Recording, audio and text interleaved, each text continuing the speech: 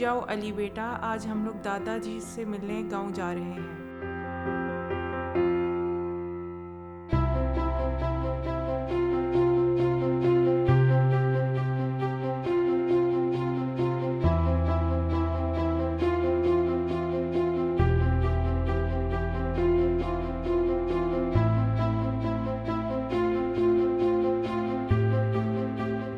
दादाजी, ये किसकी तस्वीरें हैं? बेटा, मैं अपनी जवानी की तस्वीरें देख रहा हूँ। इस तस्वीर में आप क्या कर रहे हैं? इस तस्वीर में मैं कबड्डी खेल रहा हूँ। उस जमाने में ये खेल बहुत खेला जाता था। ये कबड्डी कैसे खेलते हैं? इसमें 2 टीमों के दरमियान मुकाबला होता है।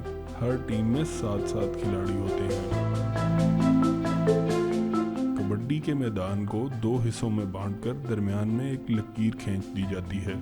बारी बारी हर टीम में से एक खिलाड़ी दूसरी टीम के हिस्से में जाता है।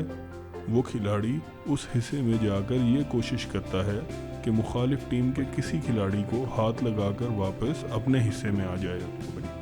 मुखालिफ टीम उसे ऐसा करने से रोकती है। जो खिलाड़ी मुखालिफ टीम के हिस्से में जाता है उसे एक सांस में बार बार कबड्डी कबड्डी दोहराना होता है। अगर उसकी सांस टूट जाए तो वो खेल से निकाल दिया जाता है, और अगर वो खिलाड़ी हाथ लगाकर वापस पहुंच जाए तो उसकी टीम को नंबर मिलते हैं। बस ऐसे ही खेलते हैं ये खेल। प्यारे बच्चों, ये थी कबड्डी से मुतालिक एक कहानी।